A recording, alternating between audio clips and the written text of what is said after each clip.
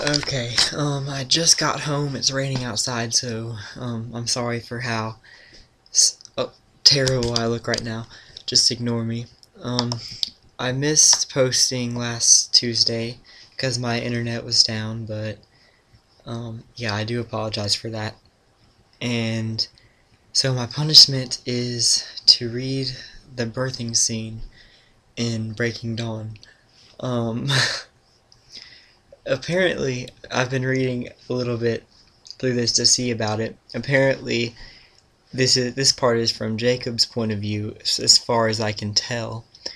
Um, since half of the book is from Jacob's point of view randomly. Um, so yeah, all right, I'll start here. In the bright light, Bella's skin seemed more purple and black than it was white. Deep red was seeping beneath the skin over the huge, shuddering bulge of her stomach. Rosalie's hand came up with the scalpel. "Let the morphine spread," Edward shouted at her. "There's no time," Rosalie hissed. "He's dying." Her hand came down on Bella's stomach, and vivid red spouted from where she pierced the skin. It was like a bucket being turned over, a faucet twisted to full. Bella jerked but didn't scream. She was still choking. And then Rosalie lost her focus. I saw the expression on her face shift, saw her lips pull back from her teeth, and her black eyes glint with thirst. "No, Rose," Edward shouted, but his hands were trapped, trying to prop Bella upright so she could breathe. I launched myself at Rosalie, jumping across the table without bothering to phase. What? What does that mean? As I hit her stone body, knocking her toward the door, I felt the scalpel in her hand stab deep into my left arm. My right palm smashed against her face, locking her jaw and blocking her airways. Airways. Shouldn't it be air... Okay, whatever. I used my grip on Rosalie's face to swing her body out so that I could land a solid kick in her gut. It was like kicking concrete. She flew into the door frame, buckling one side of it. The little speaker in her ear crackled into pieces. Then Alice was there, yanking her by the throat to get her into the hall. And I have to give it to Blondie, she didn't put up an ounce of fight. She wanted us to win. She wouldn't let me trash her like that to save Bella. Well, to save the thing. The thing.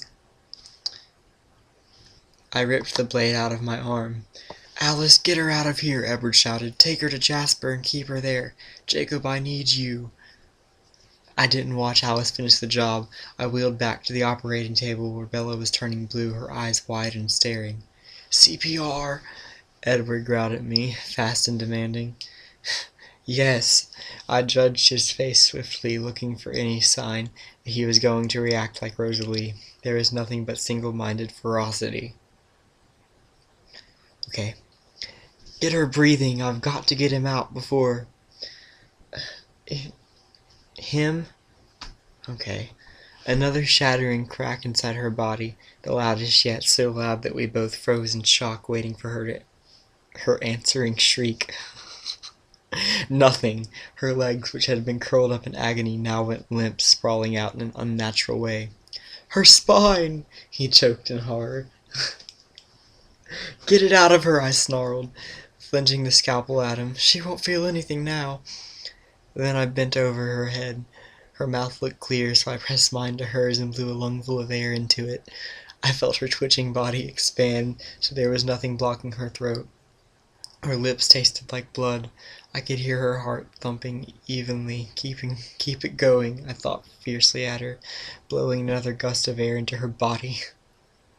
How does that work? Okay. "You promised. Keep your heart beating." I heard the soft wet sound of the scalpel across her stomach. Ew! Oh, gross! More blood dripping to the floor.